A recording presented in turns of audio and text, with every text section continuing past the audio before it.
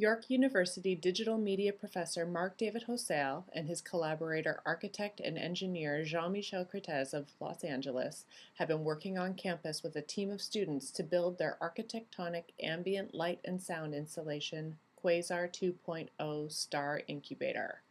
It will make its debut at Toronto's Nuit Blanche Festival in the Museum for the End of the World at Nathan Phillips Square. Everything we know through our senses, through our voices, our hearing, through sight. And in order to see something that's beyond our senses, we actually have to capture it somehow and transform and scale it into the domain of what we can sense. And that's when it becomes real.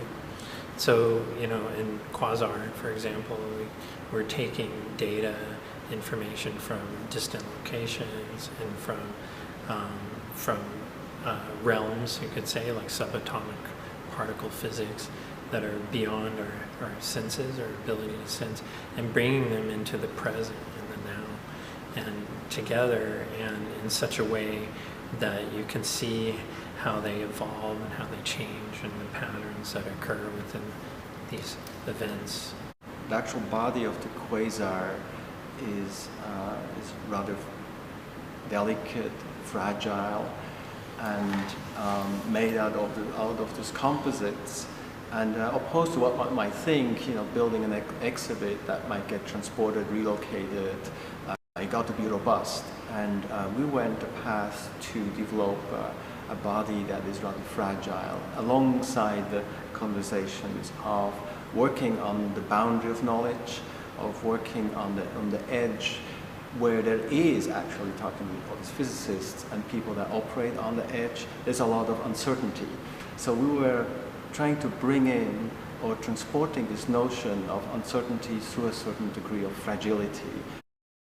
The theme, Museum for the End of the World, in that sense is perfect and links into that discussion, in a sense like pushing the horizon, but not as maybe like in medieval times where knowledge falls off the continental plate, but actually as a transformation into a new dimension.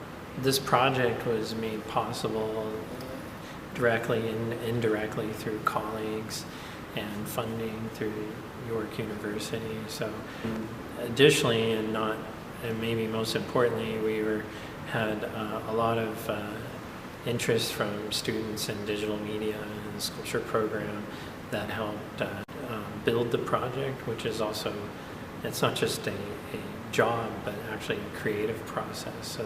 So their thumbprint is on every part of the work in so many ways.